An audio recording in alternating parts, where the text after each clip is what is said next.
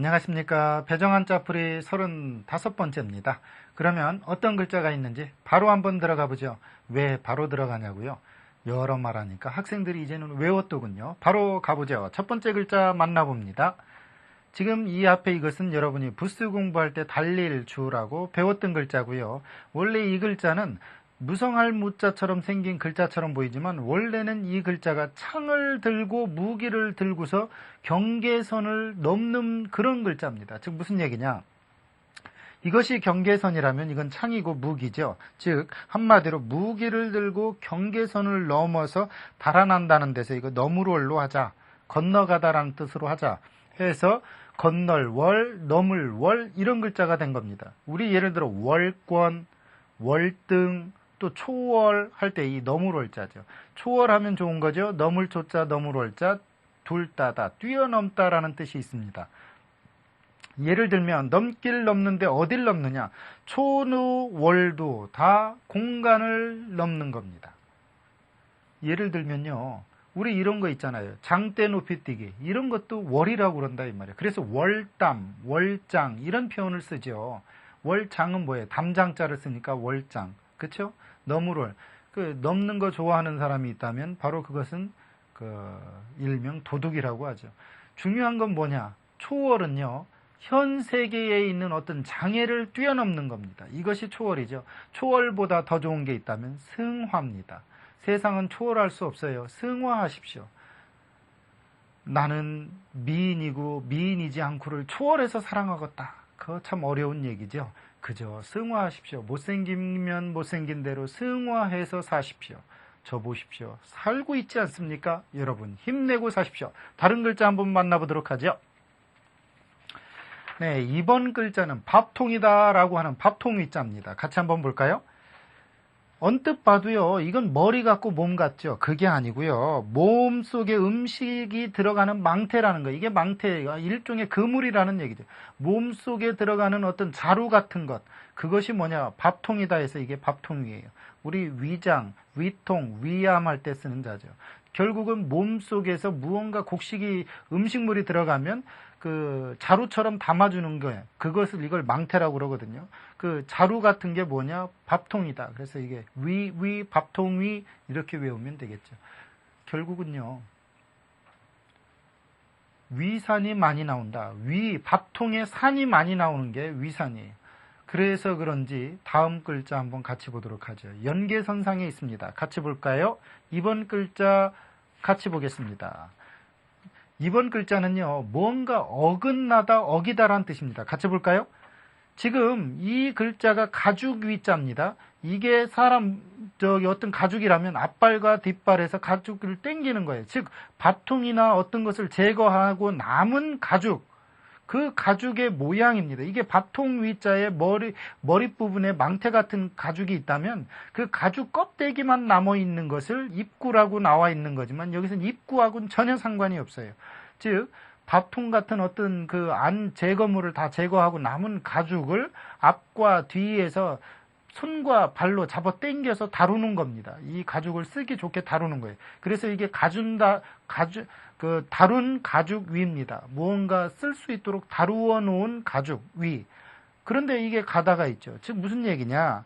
가죽 옷을 입은 군인들이 서로 길을 가다가 서로 어긋났다는 데서 어길 위자입니다. 어긋날 위자예요.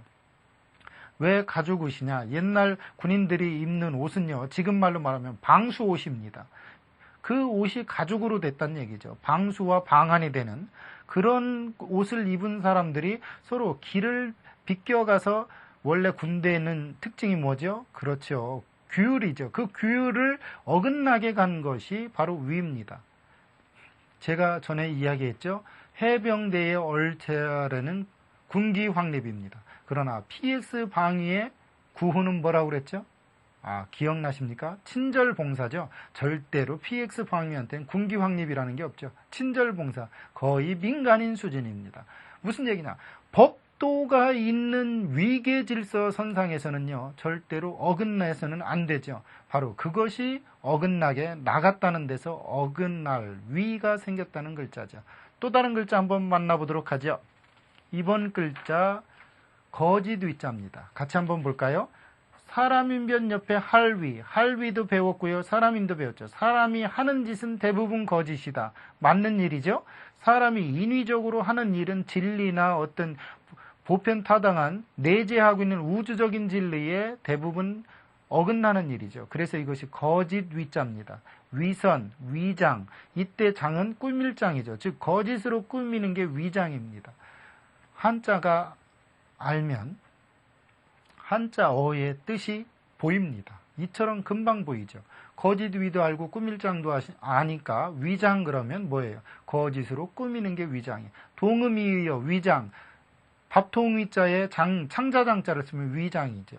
이처럼 동음을 갖고 있는 한자 때문에 여러분이 한자어의 어려움 속에 처하는 거예요. 그러니까 한자를 잘 익히시고 조립하는 속에서 한자어의 뜻풀이도 저절로 익히는 속에 여러분의 언어 능력이 좋아지길 바라겠습니다. 또 다른 글자 한번 볼까요? 이번 글자 어떤 글자일까요? 같이 보도록 하겠습니다. 시위자입니다. 같이 볼까요? 이것은 당연히 실사고요. 이것은 다룬 가죽 위라고 설명을 했죠. 이것은 가죽이 형태로 앞뒤로 다루어 놓은 가죽입니다. 지금 무슨 얘기냐? 가죽이 이렇게 있으면 가로로 이렇게 꿰매는 시를 나타내는 거예요. 그래서 이거 시줄위라고도 하고 이것을 시위라고도 합니다. 예를 들어 위상, 경위, 우리 경도와 위도라는 걸 배웠죠. 이 경도는 날줄경, 이건 시줄위자입니다. 그러니까 시줄과 날줄을 합쳐서 우린 경위라고 그래요. 예를 들면 이런 거 있죠. 모든 옷은 가로줄과 세로줄에 엮여서 짜인 거죠.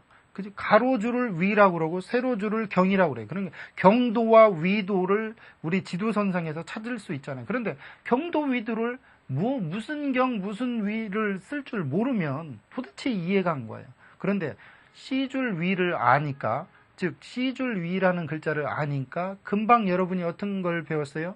위도와 경도를 배웠죠. 그러니까 너 무슨 경위로 이렇게 늦게 왔어? 무슨 얘기예요? 시줄과 날줄처럼 엮여 있는 어떤 상황이 네가 뭐 때문에 그랬느냐. 요즘 말로 말하면 모는 중이 같은 위치.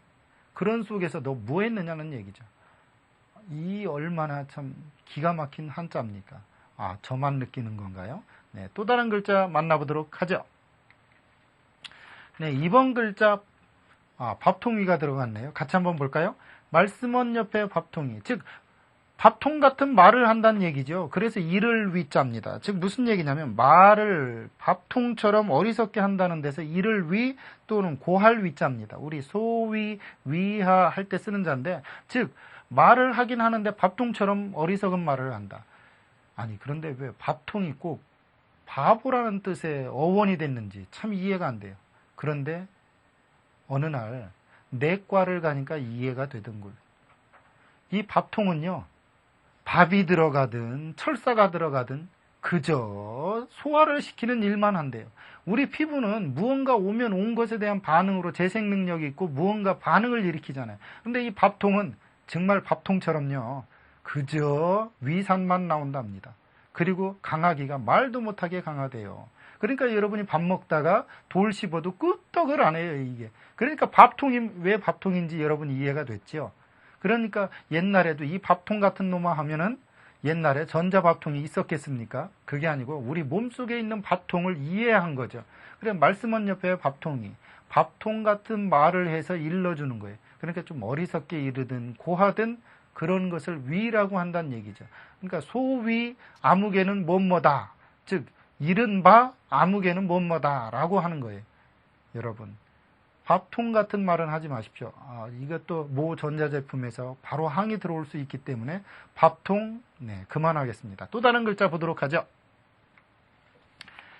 이번 글자는 어리다라는 뜻을 나타내는 글자입니다. 같이 보겠습니다. 여러분은 이건 작을 요라고 부스 한자에서 배웠고요. 이것은 힘력이라고 부스 한자에서 배웠죠. 즉 무슨 얘기냐? 작고 어려서 힘이 약한 아이들을 어릴 유라고 그러는 거죠. 즉 이것은 한자 자체가 굉장히 쉽게 만들어진 거예요. 힘이 어려서 적고 약한 어린아이다. 그것을 유라고 하자. 즉 그래서 이것을 어릴 유.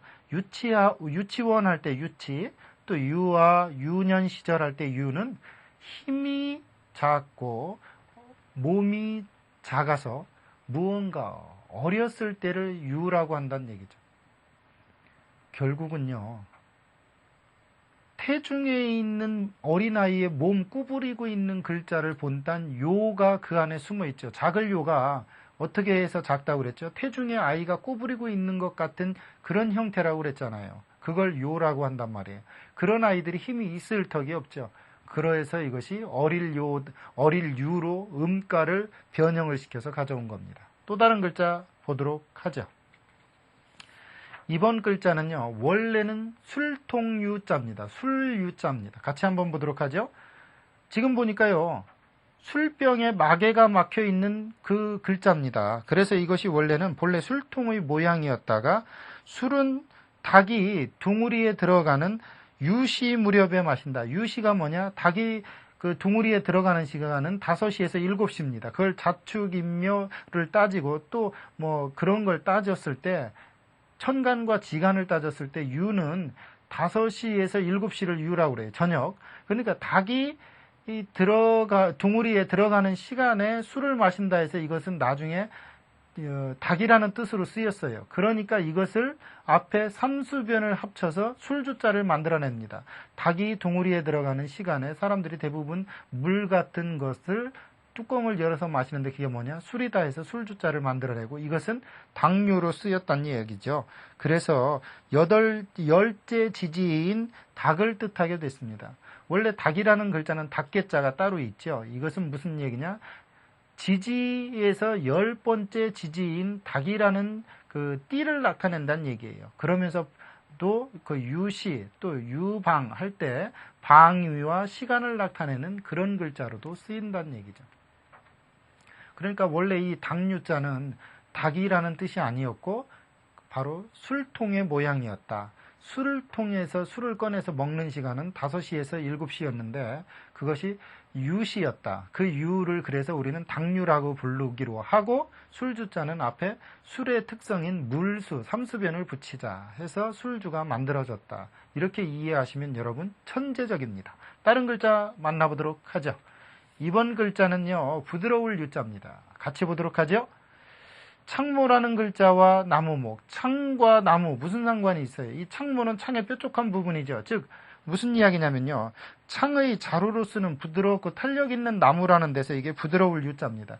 여러분, 창이 굉장히 그 창의 자루가 딱딱할 것 같죠? 안 그렇습니다. 굉장히 부드럽습니다. 그래야 방패를 내리쳤을 때 막은 사람의 머리를 그 방패를 지나서 휘어져서 때릴 수가 있어요. 그래서 이게 창모자입니다.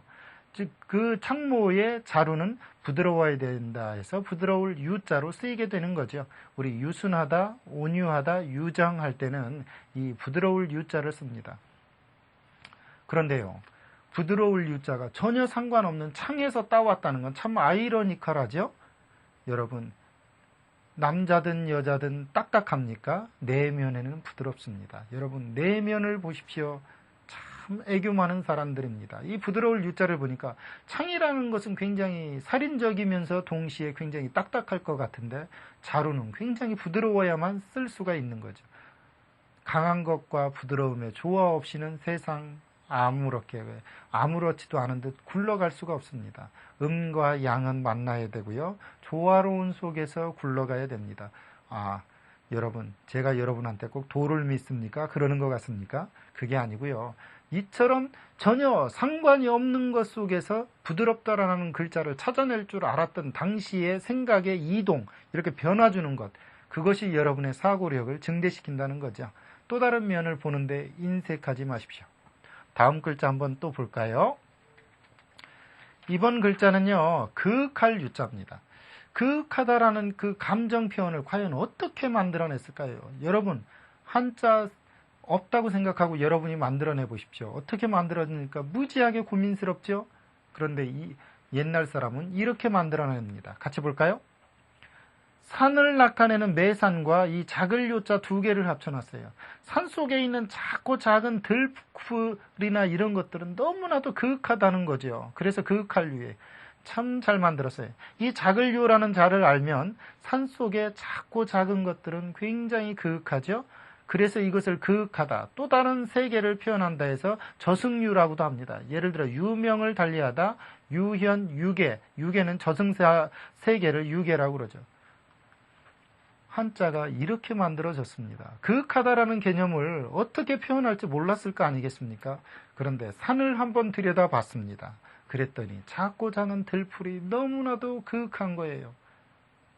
이처럼 자연을 봤고 이처럼 감정이 예민해져 있는 것이 한자입니다. 그러니까요, 센티멘탈해질 수 있는 가능성을 가장 많이 제공하는 게 한자예요. 한자를 알면요, 감정이 무지하게 풍부해집니다. 프랑스죠. 프랑스 정도가 문제가 아니라는 겁니다. 여러분, 한자 익히시면서 언어와 감성을 풍부하게 가지십시오. 또 다른 글자 보도록 하죠. 이번 글자는요, 좀 멀고 한가롭다라는 뜻을 나타내는 글자입니다. 같이 보도록 할게요. 이렇게 아득할 유라는 글자가 있고 마음심이 있습니다. 이걸 아득할 유라고도 하고 바유라고도 하죠. 여러분은 곤유라고도 배웠고요. 중요한 건 뭐냐? 아득한 마음 상태라는 거예요. 그게 무슨 이야기냐면요, 아득히 먼 앞날을 마음으로 상상하니까 세상이 참 까마득하게 멀어 보여요. 그래서 멀유. 대신 또 환상적인 꿈을 갖기 때문에 여유로워요. 그래서 이것을 한가할 유라고도 합니다. 예를 들어 유구하다 그러면 멀고 멀다란 뜻이지만 유유자적하다 하면 한가롭고 한가로워서 스스로 때에 맞는다라는 것이 유유자적입니다. 그러니까요, 먼 것과 한가로운 것은 동전의 앞뒷면과 같은 거예요. 여러분, 미래가 멀게 느껴지고 불안하게 느껴지십니까? 한가롭게 생각을 하십시오. 먼 것과 한가로운 것은 공존합니다. 여러분 마음속에 말이죠. 또 다른 글자 만나보도록 하겠습니다. 이번 글자 오직이라는 뜻입니다. 과연 옛날 사람들은 오직 하나뿐인 누구누구 이럴 때 과연 어떤 글자를 썼을까요? 같이 보도록 하죠. 입구 옆에 새추, 이제는 알 겁니다. 새가 외마디 입으로 비명을 지르는 소리로구나 라고 이해를 했다면 충분히 이해가 된 겁니다. 새가 외마디 소리를 지르듯 짧게 말한다 해서 이것을 대답할 유라고 했다가 대답은 오직 한결같아야 된다 해서 오직유라는 뜻으로 쓰인 겁니다. 참 잘 만들었지요. 유일하다, 유아독존, 즉 오직 나 홀로 높다, 그게 유아독존입니다. 아이들이 유아독존이란 뜻을 모르고 많이 쓰더군요. 왜 그런가 했더니 텔레비전에서 나오더군요. 이 오직이라는 말은요, 세상에 하나뿐인 여러분들이 있기 때문에 유아독존이란 말이 생긴 거죠. 여러분이 없으면 세상에 없습니다. 그렇죠? 그러니까 여러분은 이 세상에서 가장 귀한 존재들이에요. 힘을 갖고 공부하십시오. 그리고 가장 귀한 존재라는 것 잊지 마십시오. 그것이 지나치면요, 부작용도 있습니다. 공주병, 왕자병. 아셨죠? 그 부작용은 치료가 안 되는 또 다른 부작용이 있죠. 다음 글자 한번 보도록 하죠. 이번 글자도요, 오직이라는 뜻도 있고 생각하다라는 뜻도 있습니다. 같이 보도록 할게요. 새추와 마음심, 어떤 식으로 해결이 될까요? 사람의 마음은 항상 새처럼 날고 싶어하고 뭔가 이상을 쫓아간다 해서 이것이 생각할 유로 쓰이고, 생각도 오로지 한쪽으로만 몰입되기 쉽죠. 그래서 오직유라는 뜻도 있습니다. 중요한 건 오직이란 뜻보다는 생각하다라는 뜻이 많다는 거죠. 유독, 사유, 어떤 그 생각을 기피하는 걸 사유라고 그러죠. 그때 이 생각사자의 유는 이 생각할 유입니다. 새가 높이 나는 것 같이 마음속에 항상 새처럼 되고 싶다. 우리 레오나르도 다빈치의 그 낙하산이라든가 비행기의 그 어원을 보면요, 새의 날개에 있답니다. 즉 새가 하늘을 나는 것 같은 마음 상태는 생각하기 나름입니다. 우리 유정 이럴 때도 쓰죠. 여러분, 마음은 높게 가지십시오. 그러나 현실은 코앞에 두십시오. 무슨 얘기냐면요, 마음은 하늘에 두십시오. 멀리 갖는다는 얘기예요. 그러나 지금 책은 코앞에 두라는 얘기예요. 무언가 실천할 수 있는 힘은 지금 하십시오. 왜냐면요, 두 번 다시 안 옵니다. 이 시간 다시 두 번 다시 안 와요. 또 다른 글자 만나보도록 하죠. 네, 왠지 여러분한테 좀 낯설 수 있는 글자입니다. 그러나 집행유예할 때 유예라고 할 때 쓰는 글자라는 것을 짐작을 하면 됩니다. 같이 보도록 하죠.